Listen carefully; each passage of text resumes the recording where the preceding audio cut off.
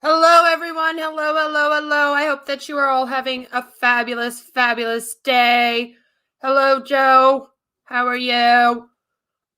We still haven't gotten your rain, Joe.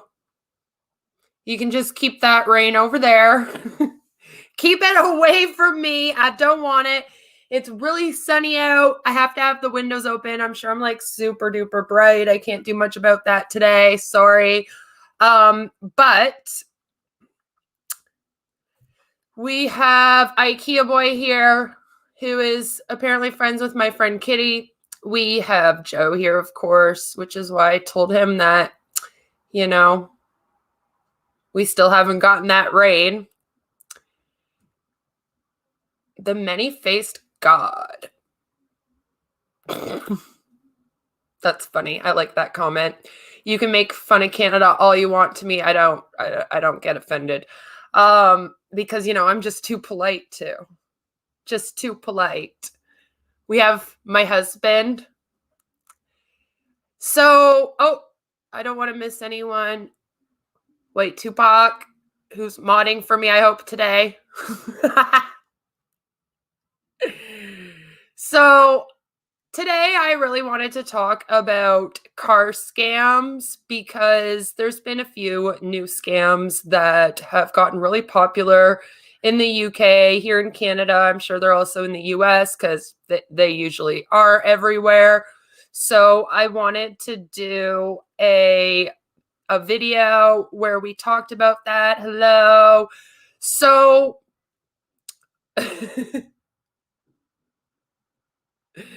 I welcome all the Canadians. It's funny because my channel is mainly watched by people in the UK and the USA, and then I'm in Canada.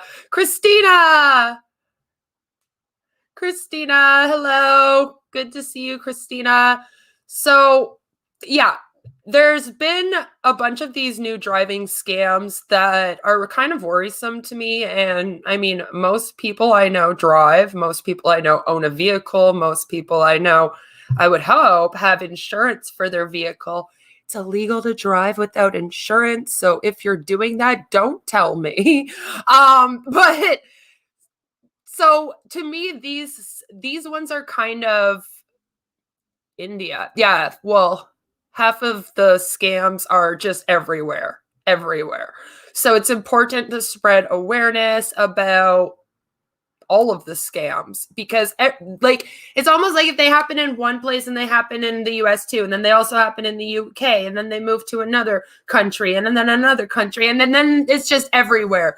And recently we had talked about a scam where it was kind of a car scam in a way, I guess. It was more about getting people to buy gold, which I'm still confused about. Like, that's a lot to put into that, where you have a girl pretending to be distressed, and then when someone pulls up to help, you like come out in a van and then try to sell gold, and then you like try to abduct people, and that was worrisome. So that was the last one that we did, and that's scary. These aren't as crazy, but still driving scams that you very much have to be aware of happening, especially if you drive, get insurance, etc. You can never, ever be overeducated on scams. You always want to know what's going on. That's the best way to protect yourself, is to just pay attention to what you need to protect yourself from, because they're going to try and get you no matter what. So we have this really weird scam happening, and this has mainly been going on in the UK, this one specifically, but like I said, only a matter of time if it isn't already happening here in the US. So be aware of it. So it says that the DVLA, which is kind of like their drivers association, like where you would go to get your license, and all, like the DMV, their DMV, they release images of the latest scams targeting drivers. The scams ask drivers to verify their driving license details, offer vehicle tax refunds, and highlight a failed vehicle tax payment, and ask for bank details, which is really scary. So basically, they get all of your personal information. Can I make this bigger? Because I hate that. All right. There we go. That's better. So the DVLA has released these images. The scams ask drivers to verify all that and for all their bank details. It comes as new figures released by the agency for 3 months to September this year show a 603% increase in reports to their contact center of fraudulent emails, texts, and phone calls compared to the same period in 2019. So, as you can see, scams are just increasing by 600%, which that's insane. Public reports of email scams saw the biggest rise from July to September 2020 compared with same 3 months last year, jumping from 603 to 3,807, which was an increase of 531%. That was in September of 2020. So, of course, since then, that's risen because they rise. So I actually have this kind of showing because you can't see it the best on here. But what it is you get this in your email. And it says, this is an automated email. Please do not reply as emails received at this address cannot be responded to. It has an account number. It has a vehicle transaction number. You guys will notice that it even has like the gov.uk at the top. And it says, your bank has told us that your recent direct debit payment of £17.06 has been returned as you have canceled your instruction. Which, that's amazing English, isn't it? As we have not been able to collect payment, we have now canceled your direct debit mandate and the vehicle is not taxed. Failure to take one of the above actions may result in enforcement action being taken. Payment advice about this direct deposit at right here. The agency reserves the right to withdraw direct debit as a payment method from anyone repeatedly failing to make payments or not adhering to the terms of the direct debit guarantee. Yours sincerely, the vehicle sales manager, driver and vehicle licensing agency. So,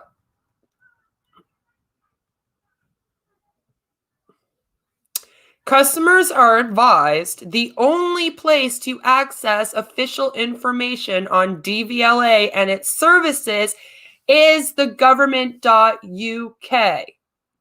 All right. So again, it would be kind of like how when we were talking about the Canada Revenue Agency and the tax scams, how the only place to really know for sure is by going to that direct website, logging in, checking things out for yourself. That is the only way. The agency will never ask for bank details over email. They shouldn't need to. I'm assuming that if you have direct debit, then they would already have your bank details. And if something actually did happen where they couldn't take a payment out, I'm sure they would call you on the phone and you would be able to verify that it's actually them. So they don't ask for that over email, and they never send text messages about vehicle tax refunds. So if you ever get a text message telling you about that, automatic scam. They're never going to text you.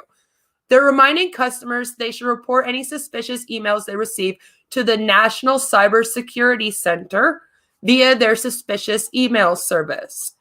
In contrast, reports of fraudulent text decreased from a total of 653 between July and September 2019 to 510 in the same period in 2020. And that's hopefully due to the fact that most of these agencies don't do things via text messages, and they've been telling every single person possible, like, we don't, thank you, hello. So we don't they're like, we don't send you an email. We don't send you text messages ever. So people are not falling for the text messages as often. So then they won't use them as much, right? Does that make sense? Like, that's why that's gone down. It's not because a bunch of scammers got a heart and decided to start not scamming people. They're like, we just will stop scamming people in their text messages. No, it's because we've now spread so much awareness out here about how they don't text. These agencies, the real ones, don't text. So they are like, oh, well, that one won't scam as many people now. The NCSC encourages customers to forward suspicious text messages to their network provider to investigate on 7726 free of charge. So that's a free thing that you can do if you're in the UK and you get those messages. Here in Canada, you can, of course, like report them to the consumer. We have the Consumer Bureau. We also have all of the like fraud places you can report them to. In the US, they have site after site of places where you can report these frauds. Customers are advised the only place to access official information is the gov.uk. Just remember that. Just remember it.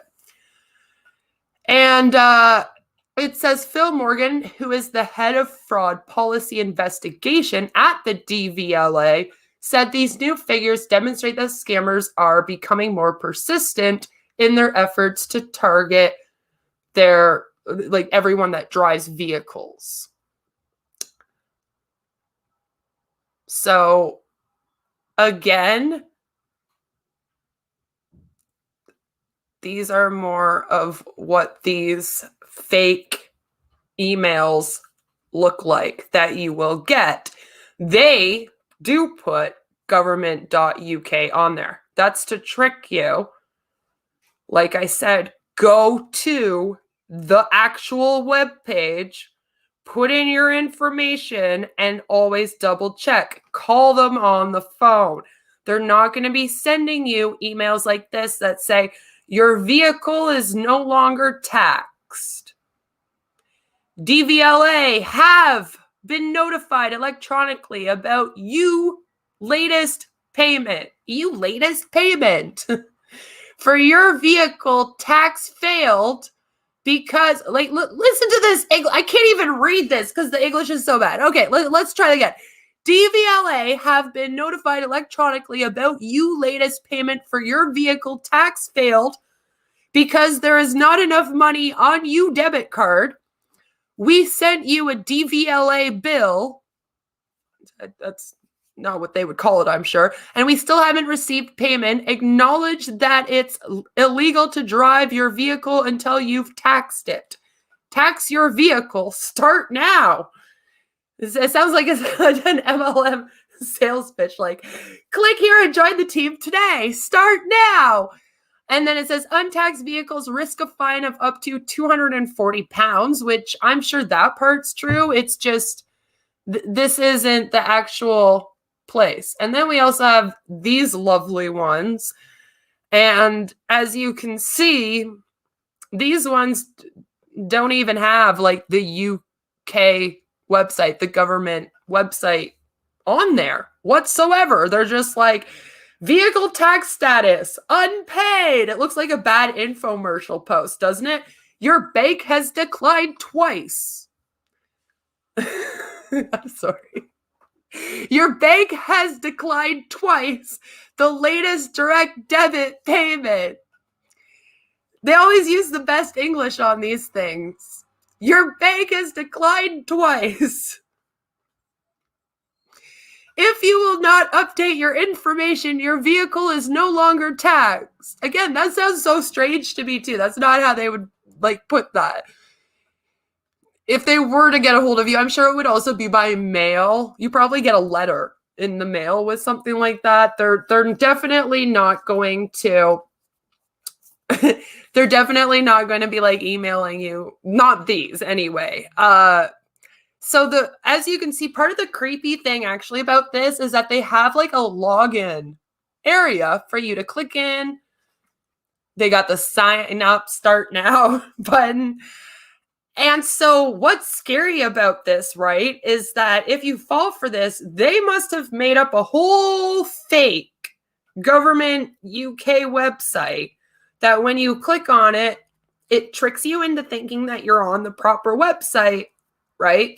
So then you put in your information and then they just steal all of your information on you. That's what's scary about it, especially since we do know that most scams like that, they target like elderly people that maybe wouldn't really know better. Like, I got to be honest, a lot of the elderly people out there that maybe aren't as computer savvy, they think that everything's becoming electronic. So they would not necessarily think, oh, this is not the actual government place writing me. Do you know what I mean? So this is also why I do these videos, so that you guys know to tell like your parents, your grandparents, make sure that they know not to click on any emails like this ever. So he continued again. That's, sorry, I don't even remember his name. Phil Morgan. Yes, Phil Morgan continued. That's better. These more recent scams may at first seem legitimate. However, they are designed to trick motorists into providing their personal details. We never ask for bank or credit card details via text message or email, even to click on the link. Like, I'm sure when you click on that link, it just pops up a form. It's like, fill this in. We promise we're the government website. But I'm assuming, and tell me if I'm wrong if you're in the UK, but I really don't think I am, that you would have to have an account number and a password to get into this website if you were logging into it like the real one. So if you go onto the page and then it doesn't ask you to sign in with all your actual account details, like double check the page and make sure it's the actual page, you should know that's suspicious. Because every other time that you go to log into the UK government website, they ask for your account number and your password, I'm sure, before they ask you to do anything else. Put in any other information or etc. And then, like I said, once you put that in, they would show you on there if there was some kind of mistake or mess up with payment on something. So always, always make sure that instead of clicking on that email, you just get out of the email, go to the real site and check. And try to report this. If they do like try to get you with this scam, always report it. It's just good to report because, as you can see, they have all kinds of different forms and different ways that they try to trick you. So here's one that, I mean, upon first look, it looks pretty legitimate, right? It even says at the bottom, driver and vehicle licensee agency, gov.uk. But as you can see, again, it comes with that update button. So DVLA routine check has found some irregularities in your current profile, which indicates that the information given is no longer accurate or up to date. Now, see, that sounds a little bit like better English. You are required to update your profile to its latest form to avoid termination of your motoring license. You must use your valid and official information to complete this form. Using any nicknames or short addresses can lead to rejection of this update. Hey, beautiful. Mommy's doing a live stream. What you doing? You okay? Yes, I am. Okay, you were just coughing. So what happens next is you'll be showed a form containing I was like, what? Containing question regarding your personal or residential information. Now, see, there's the bad grammar in English again. And then it says you'll be taken to fill up your payment details to set up or renew your payment method. Well, they did good for the beginning, and then at the end, they just forgot how to speak English again, I guess. So, again, you know, to someone who maybe just looks at this quickly and doesn't read through the whole thing and pick up on this, they might go, oh my God, I have to update my information and then click on it and then have their info stolen. So, you know, there's this one. Vehicle tax status unpaid. Your bank has declined twice. I think this one's my favorite. Your bank is declined twice. Like, excuse me, your bank is declined twice. I love that sentence. That's a good one. So we also have Sarah Lyons, who's the NCSC Deputy Director for Economy and Society. And she said, it's important to stay vigilant to suspicious messages, as we know that criminals often imitate legitimate organizations like the DVLA to make their scam seem more convincing, which is why I keep pointing out to you that the UK.gov is at the bottom of all of their silly little messages. That's not good enough. You can't just see that and go, oh, okay, it must be the actual legitimate place. They might even like screenshot the real, what do you call it, logo and put that on their documents. So that's why I say just go right to the actual website and log in how you would check that for yourself. Because there's no way to tell just by looking at it oftentimes, right? Sometimes it can be difficult to tell if you've received an untrustworthy email or text message. So here is that one I just showed you. She wants you all in the UK to report this to this email right here. Okay, so it's report at phishing with the ph.gov.uk. So if you get any of those emails, you can forward them. Just forward the whole email right to that place and be like, this was a scam email I just got, and forward it.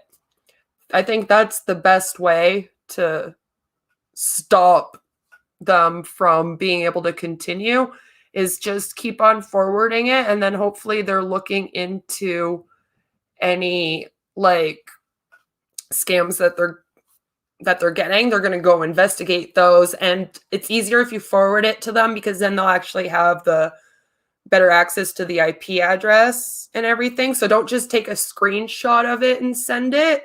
Just forward the message to them. It'll be easier for them to trace where the email came from. So as well as forwarding any suspicious emails and texts, the DVLA has 5 top tips for motorists to stay safe online. So I always like to try to give tips. Yeah, see, Christina says they're getting more and more clever. And that's the thing, right? So that's why we have to kind of like stay on top of it too, because it seems like it's almost like they're paying attention, right, to all the warnings. And then as they find out what we're warning everyone about, they're trying to find ways around that to trick people. So there was a time when he used to say, look for the logo. If the logo isn't on there, then it's probably not the email. And now, like I said, we can't even say that. Now we're like, it doesn't matter if the logo's on there. They've figured out a way to put logos on there. It's not hard to what do you call it? Like edit that in. So now you really have to go to the actual website itself to double check it. So it says never share driving license images and vehicle documents online. I also want to put out there that there are some websites and stuff that will maybe ask you to provide your ID. Be careful doing that on any website. Like, even if they're like, well, you need to prove your age by sending us your ID, that creeps me out. I'm immediately like, I'm against doing this now.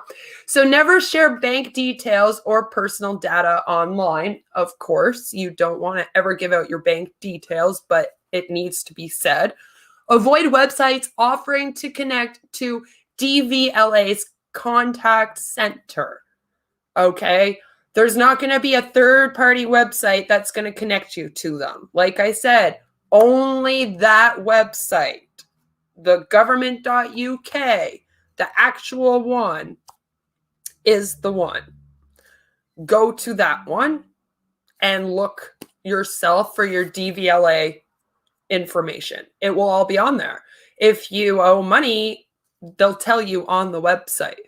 Immediately report it to the police via Action Fraud if you think you have been the victim of a scam. So if there is anyone out there that maybe did click on this link and fill out information and there's a possibility that now you're a victim of this, please do get a hold of Action Fraud. Call the police even. And like, if you don't have this phone number right now, you can just call the police and let them know what's going on. They will forward you to wherever you need to go to report it all. And yeah, that they can probably help you. I don't know about getting your money back necessarily. See, here we have ways that if you're taken by a scam, you can go to the bank sometimes and then they'll refund the money to you. So it's always good to have the scam insurance on your bank accounts as well. That's another way that you can protect yourself, is that a lot of the banks out there actually have like a fraud prevention, scam prevention protection you can get on your account. I highly recommend always having that. That way, if you do get taken for something like this, you can go down to your bank and say, oh my God, I was an idiot and clicked a link. Doesn't make you an idiot. I'm just joking. But like, you know, you can go down and be like, I clicked on this link. I put in my personal information. Now I got some money missing, or some, because you probably will get ripped off in some way, or your identity stolen. So then always check that stuff out, right? Always check all of your bills that come in for your credit cards. Make sure that there's not like weird charges put on there. Always look at your bank statements. Check them as often as possible. Just like do things like that. And then you can, if you do see anything weird, then you can go to the bank and you can usually get it fixed pretty easily. They have the insurance for that. So then they'll refund your money to you. And at least then it's not as bad for you, because it can be very hard to get your money back from these things. Because as we know, a lot of times the people that are the scammers are not in countries where scamming is even illegal. And that's where we hit a wall. So even though like our police want to stop it, they're doing everything they can. They trace it to one of these places where they have no laws against that thing. And then it's like, that's all they can do. And that's why it's so important to spread the education and awareness, because that's really the only way to fully protect yourself. And having that lovely insurance on your account just helps. Speaking of insurance, there's other car scams that we need to talk about today, because I just like to get a whole bunch of them on, right?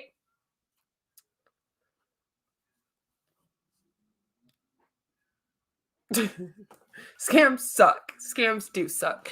So car insurance scams are a really large thing. This one's important to talk about to me because it's insurance. And also the thing about the car scams that creep me out is that people here in Canada can start driving at 16 years old. Not everyone at 16, 17, 18, 19, 20 has somebody in their life that can kind of guide them and make sure that when they get insurance for their car, that it's appropriate insurance. You know, like not everybody has that. So the thing that freaks me out about these kind of scams especially is that they can prey on people that are teenagers, because, you know, you get your first car, you need to have insurance for it. And like I said, not all of us have parents that are going to then help us with insurance on our cars or whatever. So you got to think of that. That freaks me out. I'm like, oh my God, 16-year-olds can fall for this. So there's an unfortunate fact that there are people who take advantage of stressful or even traumatizing events such as car accidents and try to scam you. One of the reasons why Ontario's car insurance rates are the highest of any province in Canada, just in case you were wondering, is because insurance scams are actually the most common in Ontario. Out of all of the provinces in Canada, Ontario gets taken the most by these kinds. For those that don't know, I'm in Ottawa, Ontario. So I was kind of surprised to hear that. I was like, really, Ontario? We get taken the most? But it does make a little bit of sense. And because of that, they have made our car insurance rates extra high. Isn't that wonderful? So it's the fault of scammers that here in Ontario, we have the highest goddamn insurance rate. Just putting it out there. So if you didn't hate scammers before and driving scams before, and you're in Ontario, I'm sure I just did it for you. So they've actually outlined the most common types of scams along with tips on how we can protect ourselves. So I thought it would be important to go through in this video, since we just talked about the tax scam in the UK. And now let's talk about all the other scams that can really happen everywhere. So there's a right-of-way scam, alrighty? The scammers will have the right-of-way in a situation, but will wave the victim through. And when the victim follows the indication, the scammer will accelerate to cause a collision. They will then deny that they made any gesture to make it seem like the victim was at fault. Here are common situations where this might happen: at a stop or intersection, when changing lanes, at a driveway, into and out of a plaza, shop, etc. I've seen it on the highway, I swear. When someone's coming in and they're trying to merge on the highway, I swear I've seen it. This is one of the most common types of car insurance scams because it is almost impossible for victims to prove that they saw the scammer wave them through without any hard proof.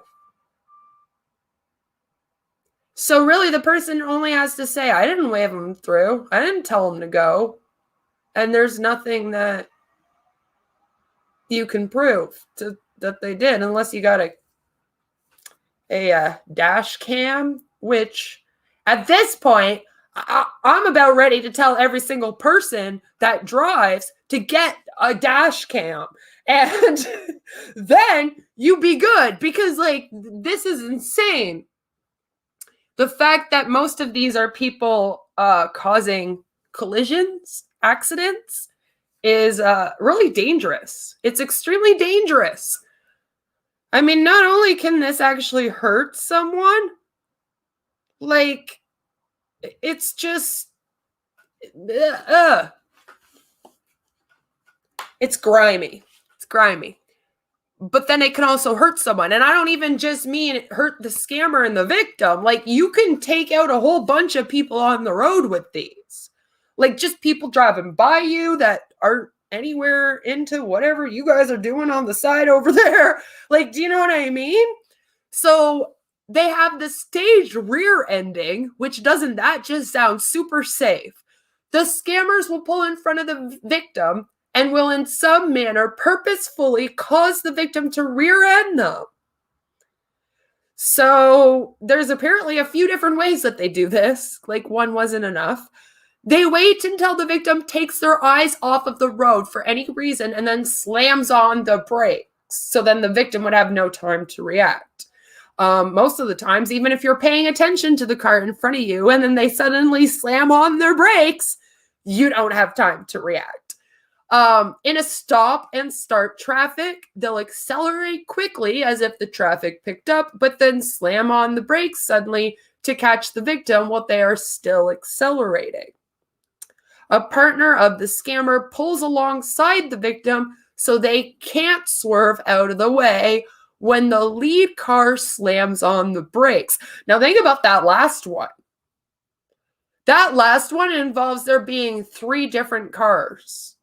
So you have 2 scammer cars and then the victim's car. So like, it's like a scammer and his buddy basically trap another car and then makes it so that they get into an accident on the road. Isn't that wonderful?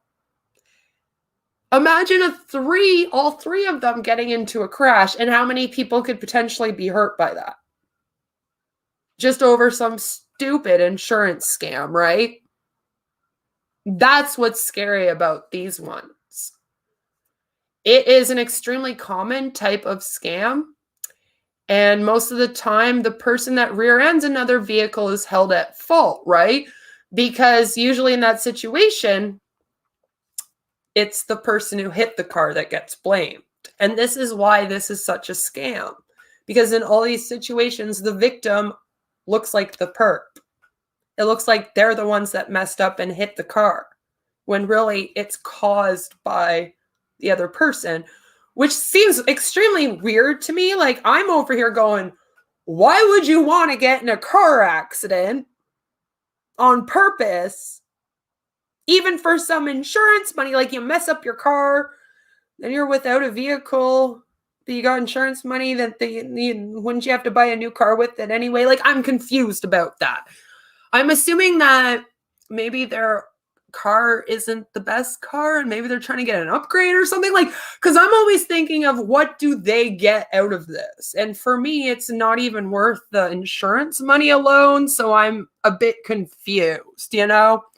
They have one called the side swipe, which this sounds, again, incredibly fucking dangerous for everybody on the road in any direction of anyone trying to pull this. So in a side swipe scam, the scammer will be driving next to someone and deliberately turning into the victim's car to cause the accident. So side swipe is when you're like driving and someone kind of like up the side of you, they side swipe you. Very dangerous.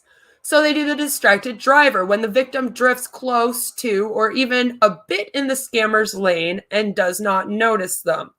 On a tight turn where it's more common for drivers to drift close to or in another lane. When changing lanes, when the victim thinks they have space to pull in front of the scammer, and then all of a sudden the scammer is in that space that the victim saw. A lot of times, you know, there's blind spots. So always check your blind spots. This is like one of those things where it's like you're supposed to be doing that anyway, but I'm sure not all of us do that the best that we could be.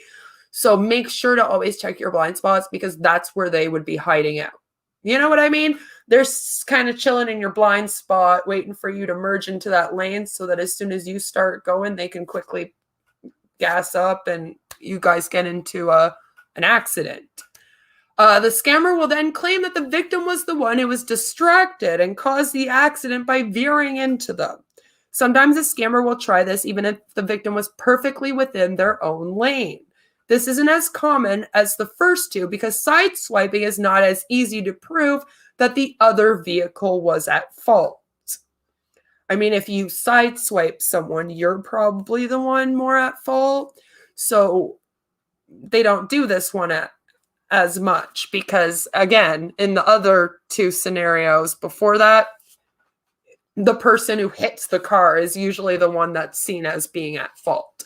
They can't be seen as being at fault because then that messes up their whole scam. The point is to make it so that you're at fault so that they can go claim it with their insurance, and then you get in trouble with your insurance. They probably, like, that could mess up your entire insurance rate for future. You know, then now you got to pay more money because you got into an accident and it wasn't even an accident you caused, but then you're blamed for it because you're the one that hit them, even though they caused it. This sounds like that urban legend. Do you remember that urban legend, guys, where they had like the flashing lights and then they would like hit you? Was that an urban legend or was that a real thing? Because I'm starting to think that was a real thing because this stuff sounds like that. They have fake injuries, which is kind of like the one that we talked. Like the fake injuries, fake victim is similar to the one that we talked about before, where like they act like they're in distress and then when you come out, you get in trouble. This one, a little bit different though.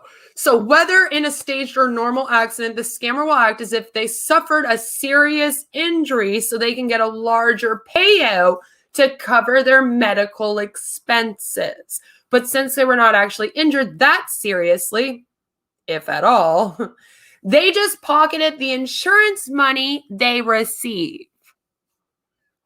They will not always act as if they are injured at the scene and will usually claim an injury that is difficult to notice, such as whiplash or other internal injuries, such as internal bruising, internal bleeding. Those are the types of things that, and even with whiplash, you can feel fine at the scene and then go home and then the next day or something wake up and be completely feeling like shit. So that's kind of how they can also get away with that, even if they don't act injured on the scene. We have a fake damage one, which is similar to the fake injury, except they're claiming that their vehicle is more damaged than it is. And that's, of course, so that they can pocket a larger insurance payout because, of course, if their vehicle isn't damaged that much, the insurance is just going to give them money to fix the damage. And my understanding of this scam would be that that wouldn't be as beneficial. I'm thinking that they're trying to do it so that they can upgrade their car with the insurance money. So they probably want to make it look like their cars are like out of commission. Like, I need a brand new car because of this collision. So I'm assuming that this is really common for that.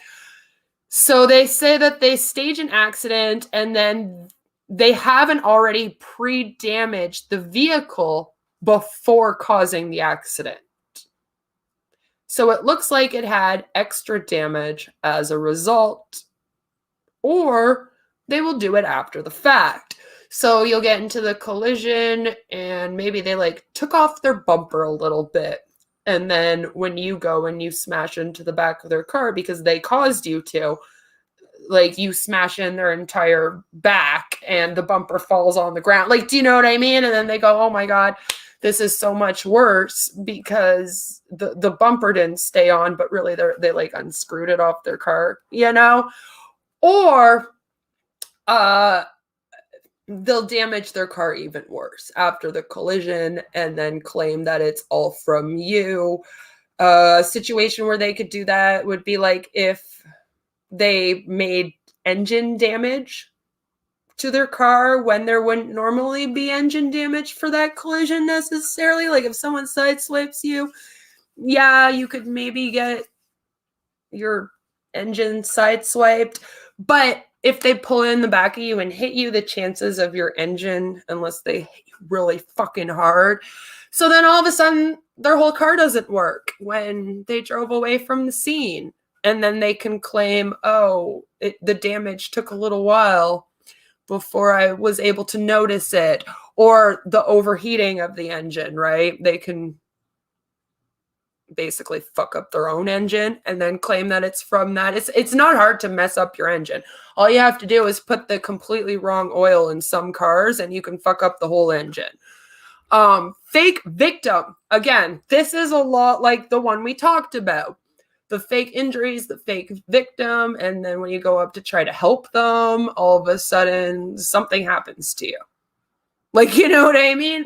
In that case of the guy almost got abducted because they wanted to sell him gold. I'm still trying to wrap my head around that one because that scam was just so like elaborate to me.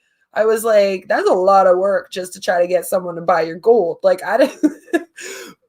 But yeah, so with the fake victim scam, someone will claim to have been involved in an accident when they weren't. They were not.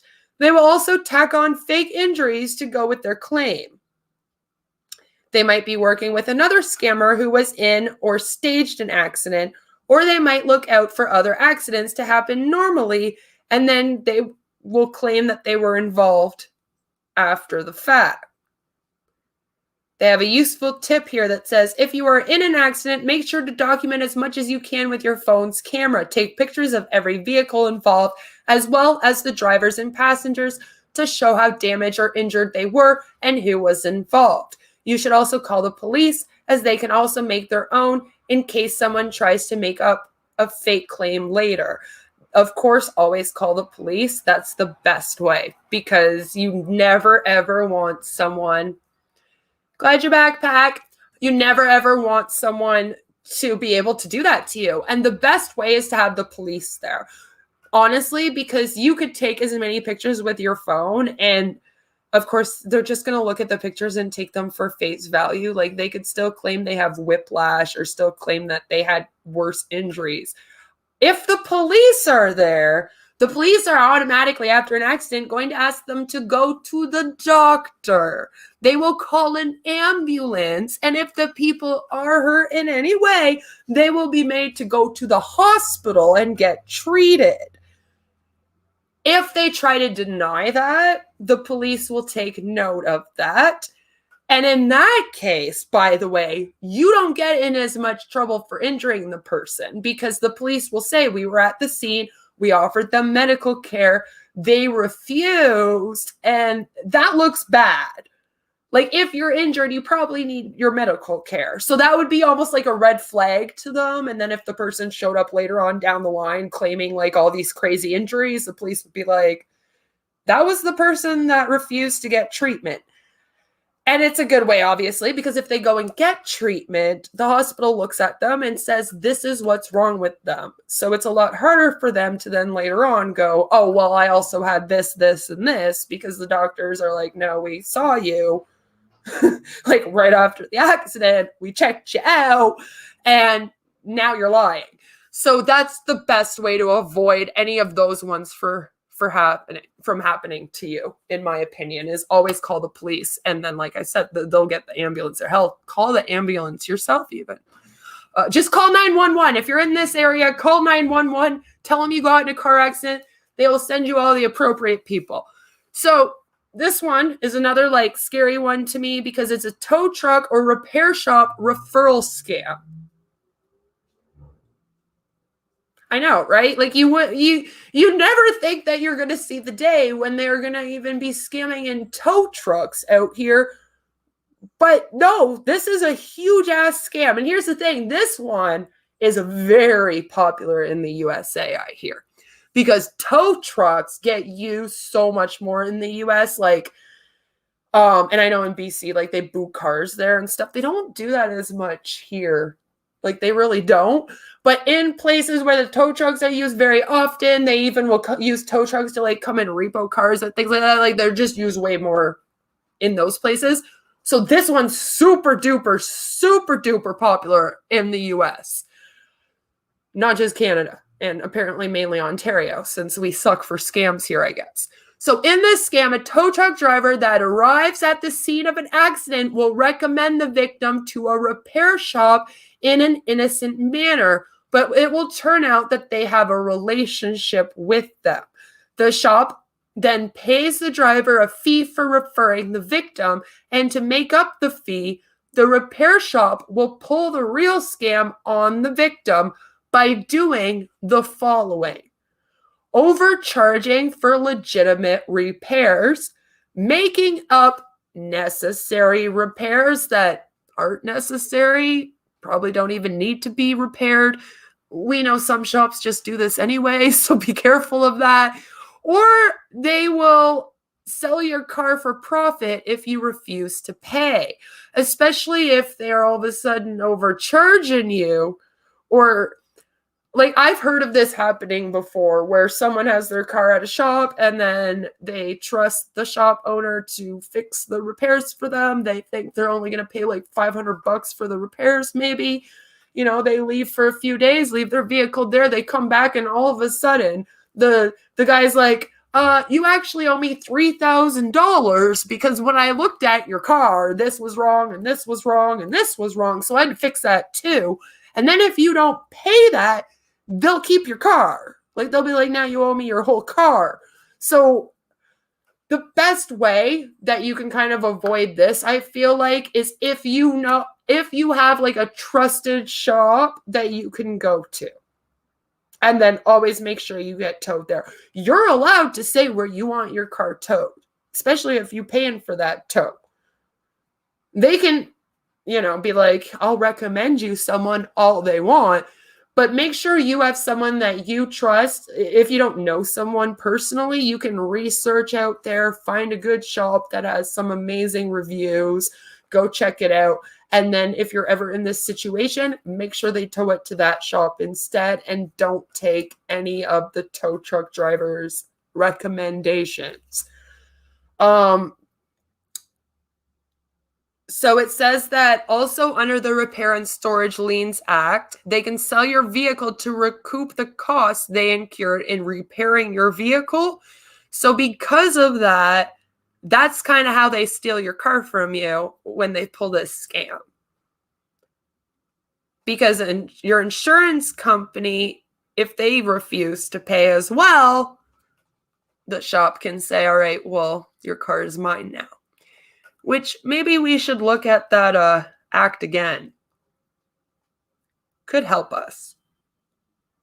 I do believe shop owners deserve to be paid, because I'm sure that they also get taken too by people that, don't want to pay them for appropriate repairs. So there has to be something in place to protect that.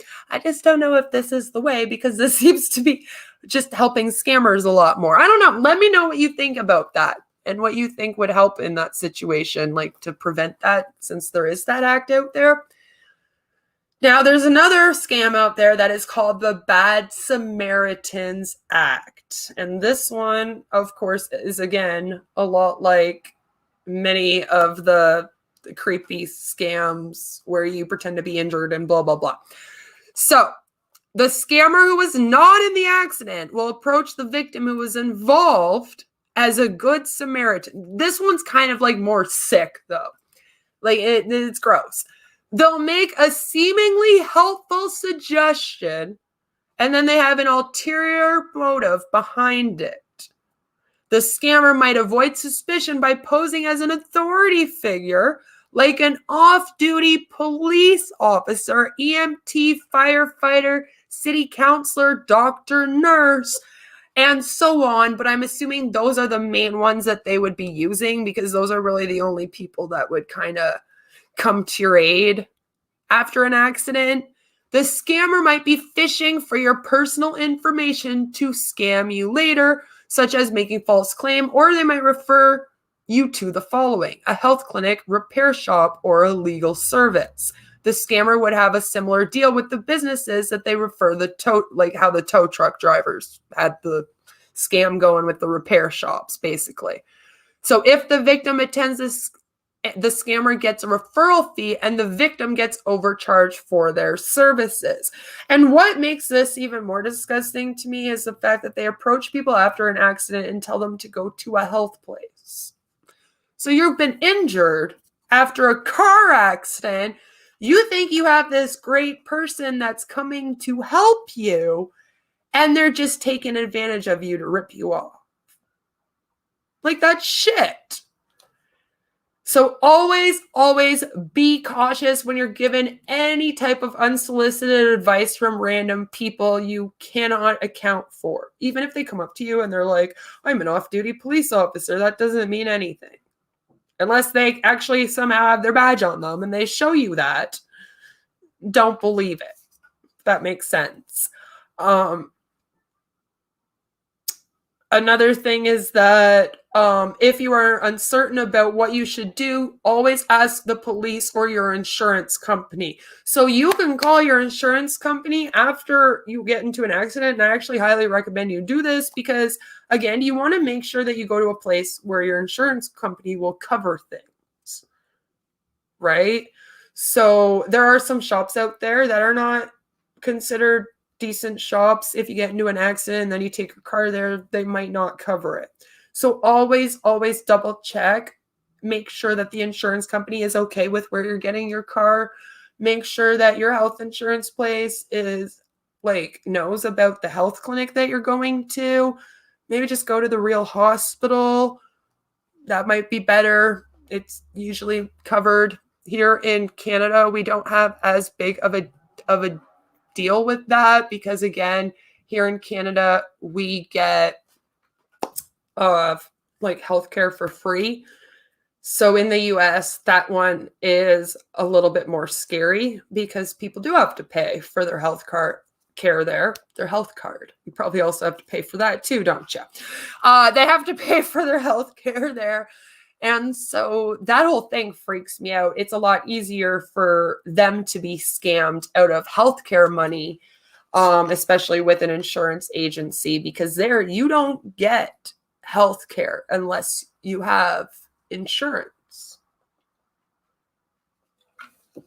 Here you have basic healthcare that we all get. So if you get into a car accident, you injure yourself, that's considered an emergency. You go to the hospital, you get taken care of, you don't get a bill. In the US, though, they get a bill. So they really have to be careful of being taken by scammers that are running like repair shops, health clinics. I've heard that there are some like fakey health clinics out there. Just be careful. So what to do if you become a victim of one of these scams? As you know, we always have to end the video discussing how you protect yourself, what you do. So like I said, the best thing to do is alert your insurance agent like right away. You get into an accident, call your insurance.